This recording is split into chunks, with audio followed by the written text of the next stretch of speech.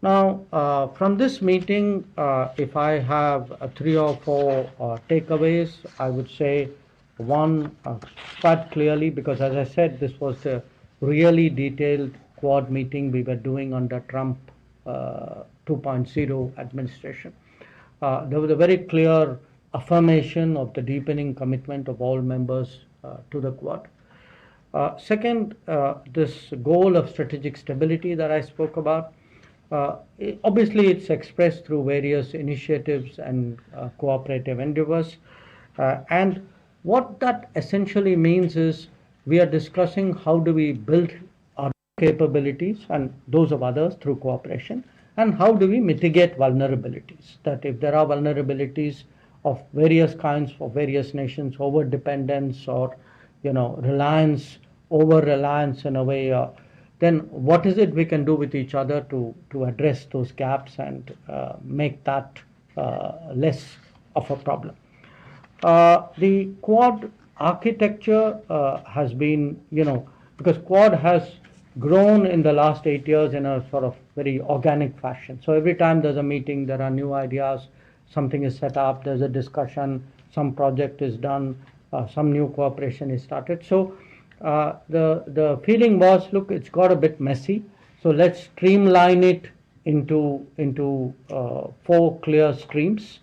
And those four clear streams were maritime and transnational security, economic prosperity and security, critical and emerging technologies, and humanitarian assistance and I think emergency response. We also expect to hold the Quad Summit in India later this year. And we had a useful discussion about preparing for that. There was, we tabled some ideas, so did others.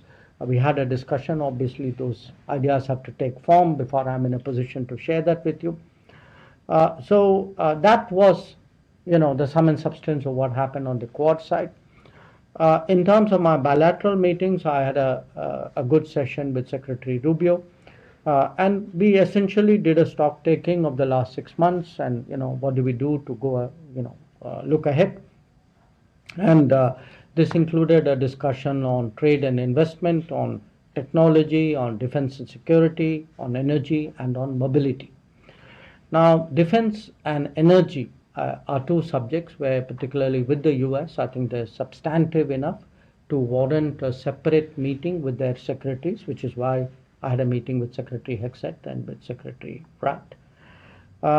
I also had very useful conversations with my other two counterparts, Penny Wong of Australia and Takeshi Iwaya of Japan.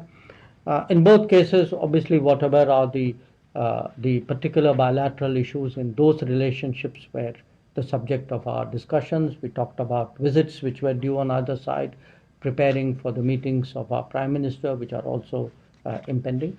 So overall, I would say, for me, it was a very productive day yesterday, and in terms of the evolution of Quad, I think it was again a step forward. Not just, I would say, in terms of another meeting of the Quad, but in many ways it was a sort of a house cleaning and a way of making it more efficient. We were self-auditing ourselves and saying, okay, how do we deliver better? How do we make it more efficient? So that's the spirit really in which we approached this particular meeting. So that's what I had to share with you. I'd be very happy to respond to any questions that you may have. Please do introduce yourself by name before we begin. Foreign Minister, thank you. Shashank Mandri with the Hindustan Times. So could you tell us a little bit about the substance of the Quad's discussions on the Pahalgam terrorist attacks as well as the Operation Sindoor? What was said to you by your counterparts from the other Quad ministers? Well, we had you saw that it was something which I spoke about publicly in my remarks. It's also reflected in the joint statement of the Quad Foreign Ministers meeting. And essentially, I mean, I've been with each of my counterparts. I had shared with them this sense that look, the nature of the terrorist challenge, the fact that we have confronted it really over multiple decades, and that we are very resolved today to respond to it very firmly, and that we have the right to defend ourselves. I think that's something which not just Quad partners, but I think many other countries. I was in Europe. You had a lot of countries recognizing that. But what is important for us in the Quad statement, as also the statement which the Security Council had issued on April 25, is that the perpetrators of terrorism must be held accountable, they must be brought to justice. And that's important because we then have to communicate to the world that what we did during, on 7th May, the objective of Operation Sindoor is that if there are attacks, if there are terrorist attacks, we will act against the perpetrators, the supporters, the financiers, the enablers. So that message, I think, was conveyed with great clarity. Minister Saurabh Shukla, I represent News Mobile. I also represent Prasar Bharati and consulting editor of Republic TV. Minister, Prime Minister Narendra Modi took a bold step post Pahalgam and etched a new strategic doctrine of India. There are reports even now that there are Pakistan-based terror groups which are continuing to plot terror attacks against India. There are groups which are active, which are openly seen, the leaders openly. What happens if there is another terror attack on India which is directed from Pakistan or financed by Pakistan? Look, Saurabh, nobody is going to answer that in the hypothetical manner in which you posed it. I think what we have communicated very clearly is we mean it when we say there is zero tolerance for terrorism. Now, and we also, if you look back at Prime Minister's address to the nation after the cessation of firing on 10th of May, there were some very clear messages which came out of that. So it's really for the terrorist groupings and for their sponsors to absorb and to reflect on those messages. Now, I don't think we are going to spell out if this happens, we will do that. I mean, no government does that. Thanks, Neil. Yeah, good to have you back in DC. Yashwant from the University. My question is again on Pakistan, etc. But I refer to your bilateral with Secretary Rubio. Did U.S. insistence on having played a role in ending the conflict, did that come up? I mean, No. The president has continued to claim credit for it. I mean, now people have lost track of, lost count of how many times he's done that. And did that come up? I mean, because there has been some irritation from our side, I mean, their side. No, that issue did not come up.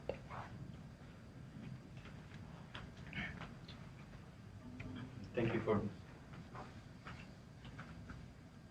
It's working. Hello. So, thank you, Foreign Minister. This is Vishnu from South Asian Herald.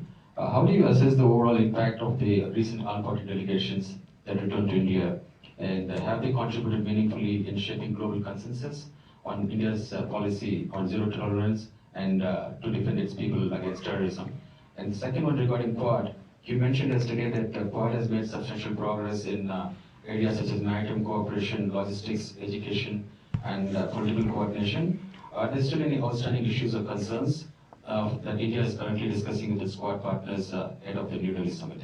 Thank you. Well, I have spoken about the all-party delegations in India, and let me again reaffirm that we have, we very much value and appreciate what they did. I think when I look at the engagements they had, the conversations, the the impact that they had. It's, you know, it's very good for a country. It really serves our national interest. When you have a broad-based set of people who speak with one voice abroad, it conveys a strong message of national unity. It underlines a certain seriousness about responding to terrorism. You know, as a democracy, I think it does, in many ways, does credit to us that you have leaders. I mean, whether you talk of Shashi Tharoor or whether you talk of Supriya Sule or Kanimari Ji, or, you know, I can give you the list, or indeed leaders from the ruling party, Ravishankar Prasad Ji or Jay Panda, Sanjay Jha, who's part of the NDA coalition, or you know, Shinde. Look, all of them, and again, if you look at the members, you had a diversity of people, and you had many people again who have some earlier association with foreign affairs. You know, Salman Khurshid, Anand Sharma, people like Ghulam Nabi Azad, who are well known in many ways.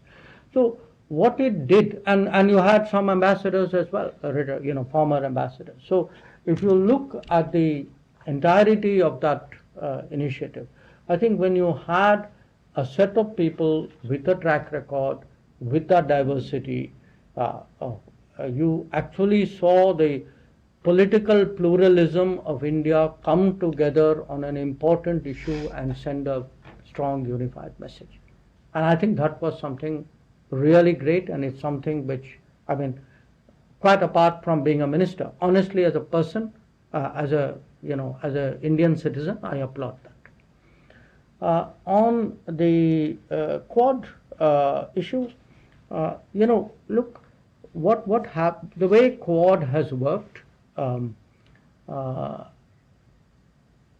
we started, it's a very, in some ways, a unique organization.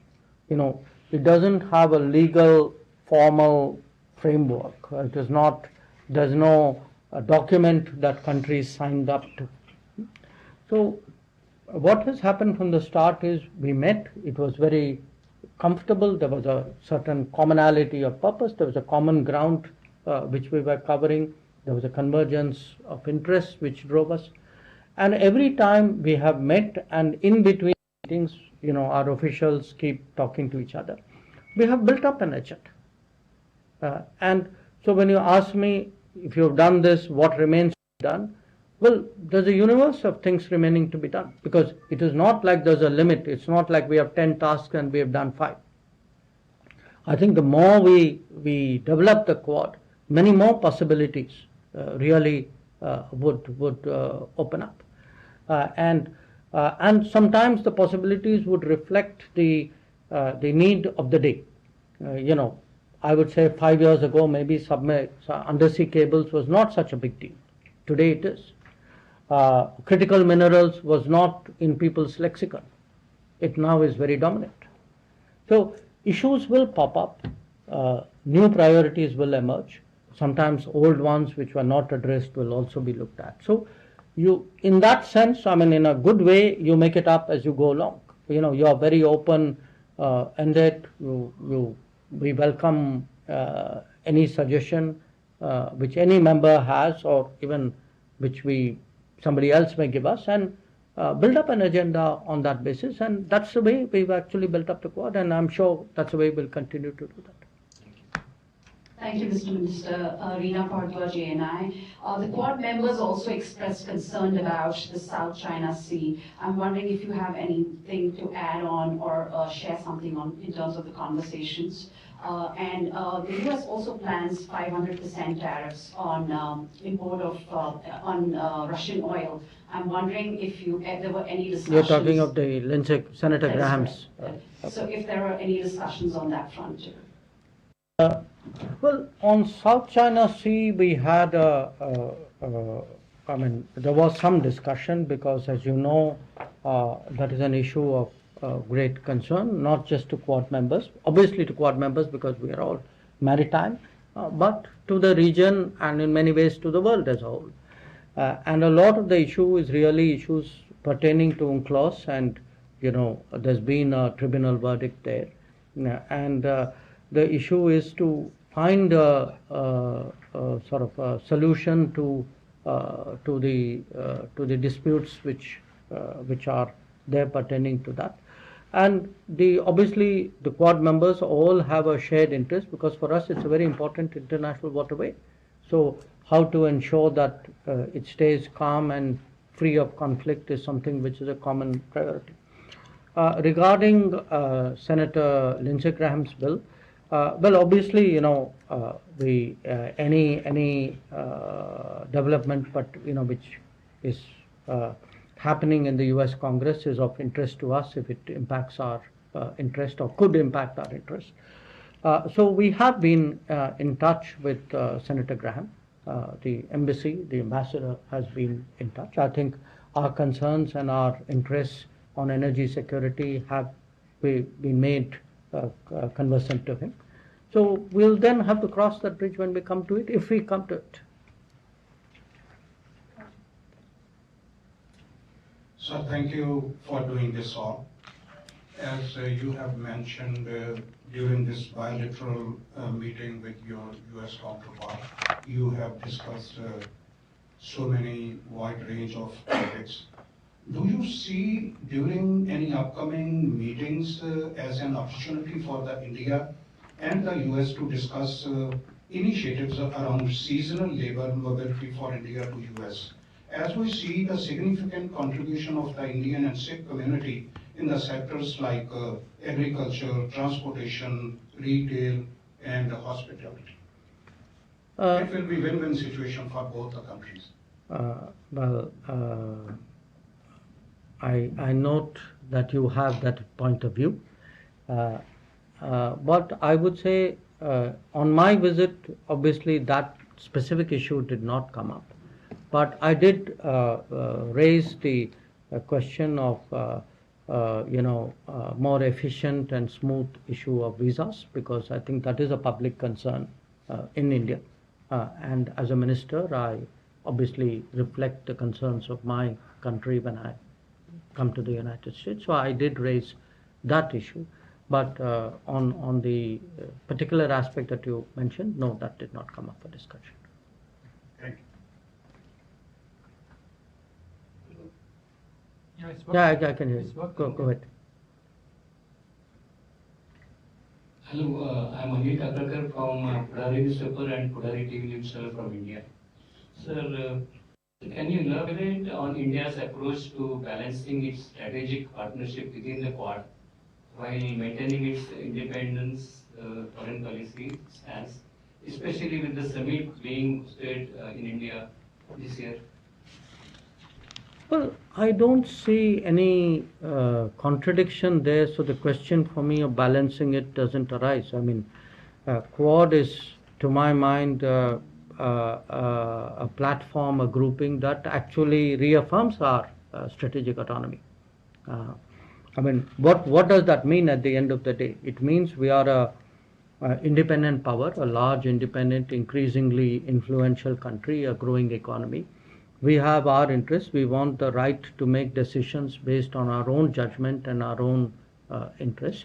And definitely for us, membership of Quad serves that purpose. It is an expression of that very concept.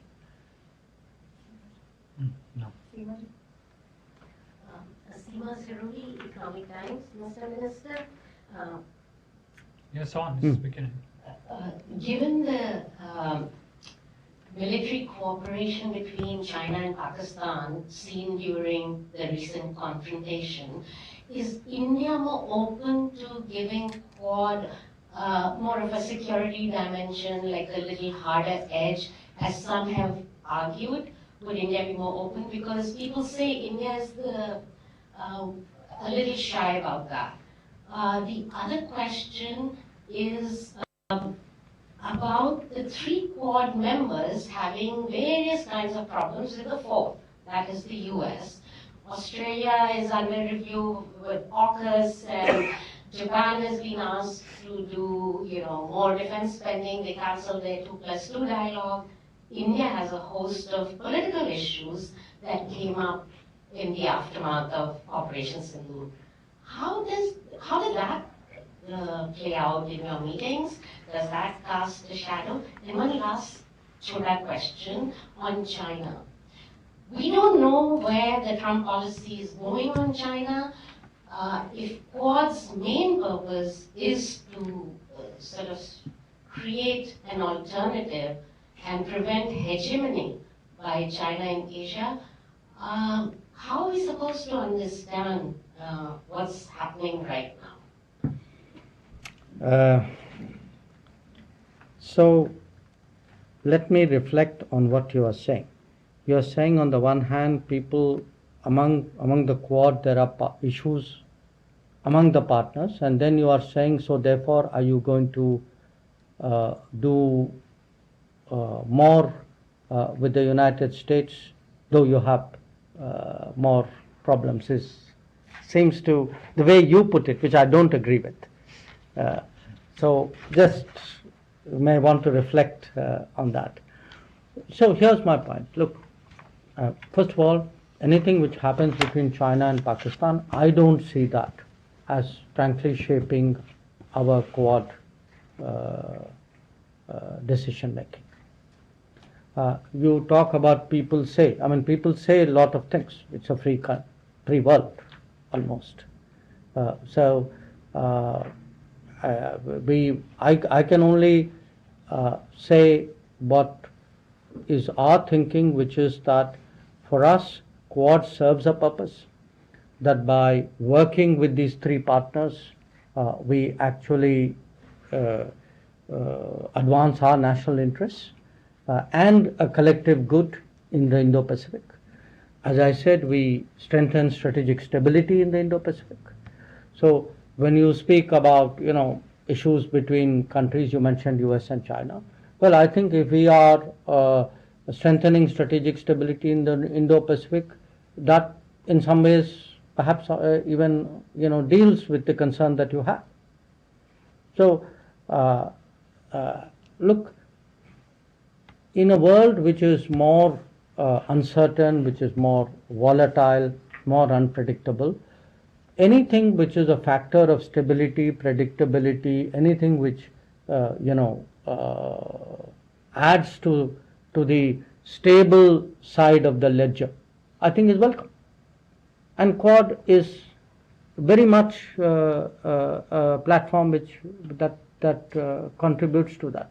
Whether among the Quad partners there are issues or not, when you have relationships, what happens between the rest of them is not my business, it's for them. I can only speak for myself. When you have big relationships with countries, the relationships will not be free of issues. I think the strength of a relationship is not its freedom from problems. It is the ability to address those problems and then keep that trend going positively. And I would, definitely make the case with the United States that has been so, that over successive administrations, and it's not like we've not had problems with the earlier ones, but we have been constantly able to address those issues and move forward. So the answer to uncertain, predictable world is not to say, okay, so you should tie yourself closely to this policy or to that country or take a knee-jerk response one way or the other. That's not the way strategic decisions are made.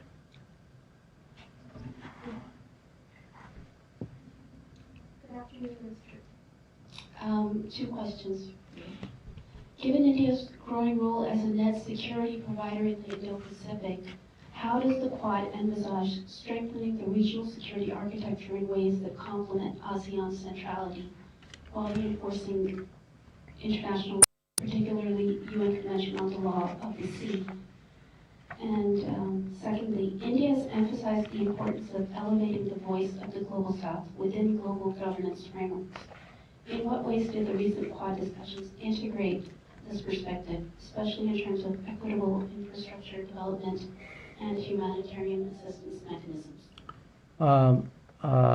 On the first question, I would say we spent a certain amount of time discussing ASEAN, its centrality, its interests, etc. And the Quad has always been very respectful of the ASEAN.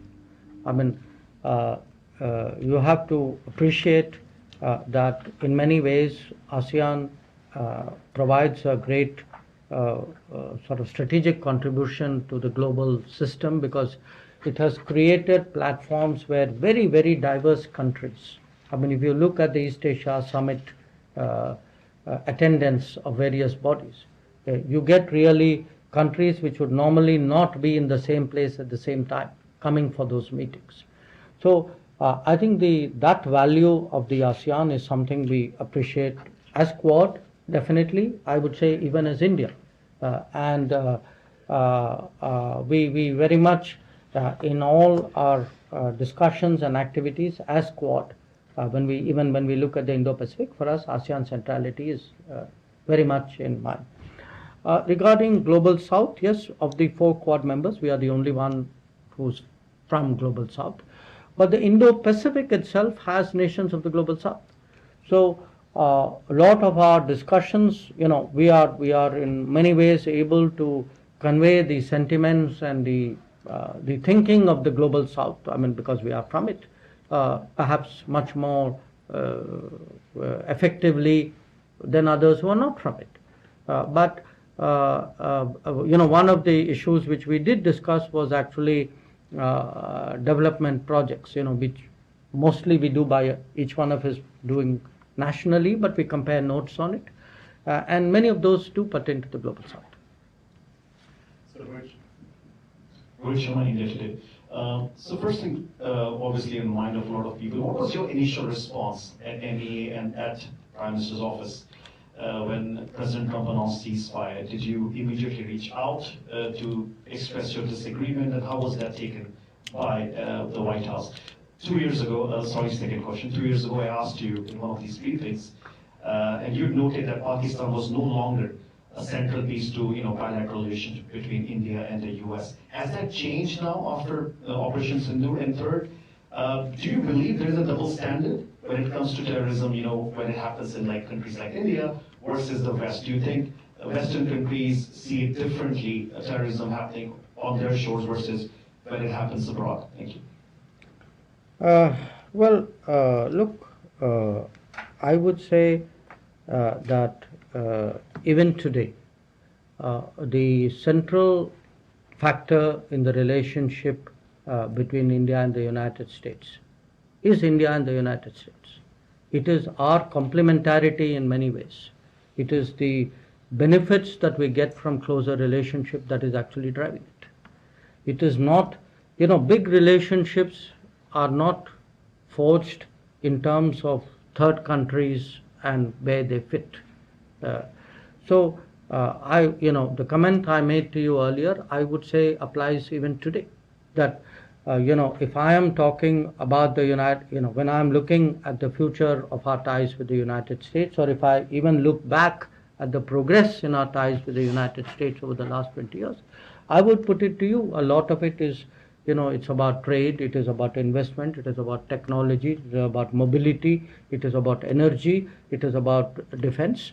So I would really urge you to get over the idea that we need to define ourselves vis-a-vis third countries in order to forge ahead somewhere. That is not the case. We are a big country. We are, among the top 5 economies of the world. We are the most populous country in the world. Our influence is growing. We must have that self-confidence, even in asking questions. I think the record of what happened at that time was very clear. The ceasefire was something which was negotiated between the DGMOs of the 2 countries. So I will leave it at that. And on the terrorism issue, again, it is a fact that countries, often countries do not take a position when some other country is a victim of terrorism, which they would do when they themselves are. We have, in that respect, honestly been much more consistent and principled. That we have, when terrorist incidents, attacks happen elsewhere, outside India, we have largely followed the same position that we have taken when they have happened in India. So, if is your point that others not doing it? My answer is yes, you are right. Many of them are not doing it or not doing it sufficiently enough. And part of diplomacy is to exhort them, encourage them, persuade them, motivate them to do that. And which is why it's important to speak up, and which is why it's important to carry them with us to the best possible degree. Thank you, everyone. That's all the time we have today.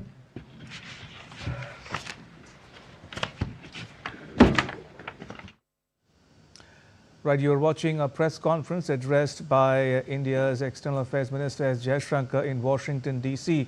towards the end of his visit to the U.S., during which he took part in a Quad foreign ministers meeting. The Quad, as you may remember, comprises India, the U.S., Japan and Australia.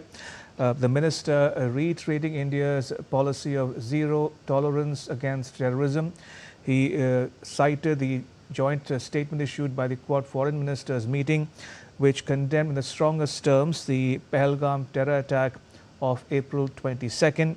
He also went on to highlight two key outcomes or deliverables from the meeting he had in Washington, D.C. One was the launching of the Quad Critical Minerals Initiative, and two, the decision to launch what is known as the Quad Ports of the Future Partnership, which will be launched in Mumbai later this year. Remember, India will host the Quad Leaders Summit sometime later this year. Right, time for a very short break. News and updates continue on the other side, including the latest on the Prime Minister's ongoing visit to Ghana, which is the first leg of his 5-nation tour of the Global South. Updates continue on their side. Don't go anywhere.